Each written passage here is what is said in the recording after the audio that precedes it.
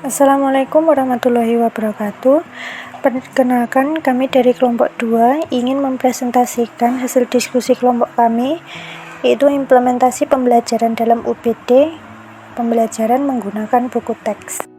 Anggota kelompok kami yang terdiri dari Ayustinia Farnida Ramadhani, Dian Fitriani, Dimas Ayu Putri, Indah Pratiwi, dan Fahmu Tajudin. Ilustrasi yang sering kami lakukan yaitu ilustrasi yang pertama.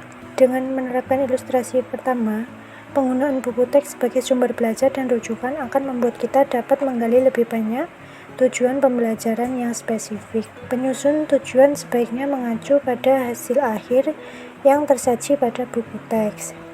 Penyusunan tujuan perlu adanya tujuan yang spesifik agar dapat mengembangkan kegiatan yang harus dilakukan siswa agar hasil tersebut dapat tercapai.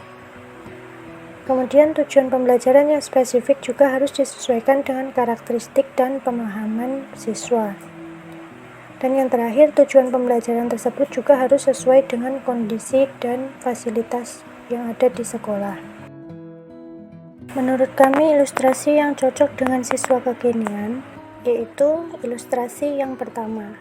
Dengan ilustrasi yang pertama itu, penggunaan buku teks sebagai bahan rujukan membuat guru tidak lagi terpaku untuk menciptakan pembelajaran yang sesuai isi buku. Guru dapat mengembangkan materi ajarnya. Guru dapat menerapkan metode yang kreatif. Dengan ilustrasi yang pertama, maka guru dapat mengembangkan aktivitas belajar dan materi ajarnya. Menurut kelompok kami, ilustrasi yang sering dilakukan adalah ilustrasi kedua. Buku teks sebagai landasan dalam merancang instrumen penilaian dan mengembangkan kegiatan pembelajaran dalam bentuk lembar kerja. Alat dan instrumen penilaian yang digunakan sebaiknya dikembangkan sesuai dengan tujuan yang dirumuskan. Penilaian mencakup seluruh aspek yang seharusnya dinilai, yaitu sikap, pemahaman, dan juga keterampilan siswa dengan menjadikan buku teks sebagai acuan penilaian. Menurut kelompok kami, ilustrasi yang cocok dengan siswa kekinian adalah ilustrasi yang kedua. Buku teks sebagai salah satu dasar pijakan guru dalam mengembangkan penilaian yang berkaitan dengan materi yang diajarkan. Guru dapat menyusun alat penilaian yang dapat mengacu kreativitas siswa. Perencanaan kegiatan penilaian seperti sikap, pengetahuan, dan keterampilan dikaitkan dengan pengembangan materi yang tersedia dalam buku teks.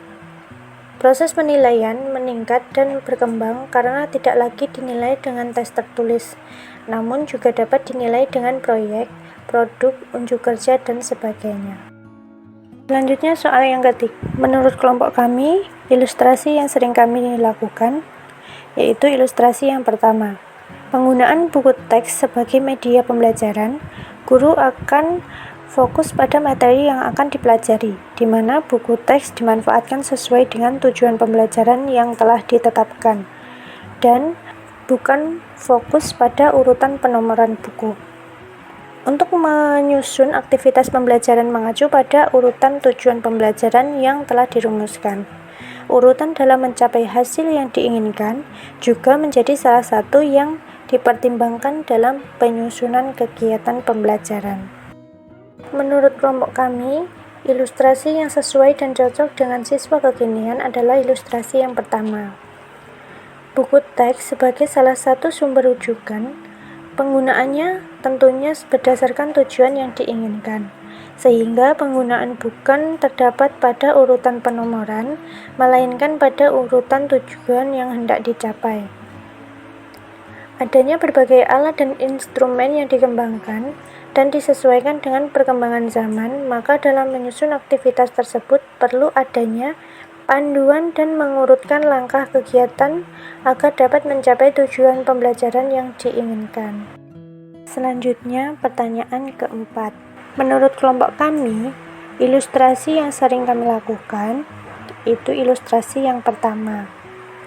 Buku teks sering dipilih sebagai sumber daya dan rujukan karena menyediakan informasi terstruktur, mendalam, dan dapat diandalkan. Buku teks memiliki kelebihan dalam ketersediaan konten yang terorganisir, membuatnya mudah diakses untuk pembelajaran formal. Perlu adanya eksplorasi dari berbagai sumber pendukung sehingga dapat meningkatkan pemahaman siswa. Untuk mengembangkan daya bernalar kritis siswa, panduan membaca dan diskusi tidak hanya terbatas pada teks yang ada di buku teks, tetapi juga dikembangkan dengan menggunakan teks yang bersumber pada sumber belajar lainnya, seperti buku, internet, maupun teks pada surat kabar. Menurut kelompok kami, ilustrasi yang sesuai dan cocok dengan siswa kekinian adalah ilustrasi yang pertama. Dengan penerapan ilustrasi yang pertama, maka siswa dapat secara aktif menemukan pemahamannya, membuat siswa dapat mengeksplorasi pengetahuan mengenai topik yang dipelajari, membuat siswa memilih lebih banyak sudut pandang dalam melihat suatu permasalahan. Berikut ini referensi atau sumber rujukan dari kelompok kami. Sekian presentasi dari kelompok kami. Terima kasih. Wassalamualaikum warahmatullahi wabarakatuh.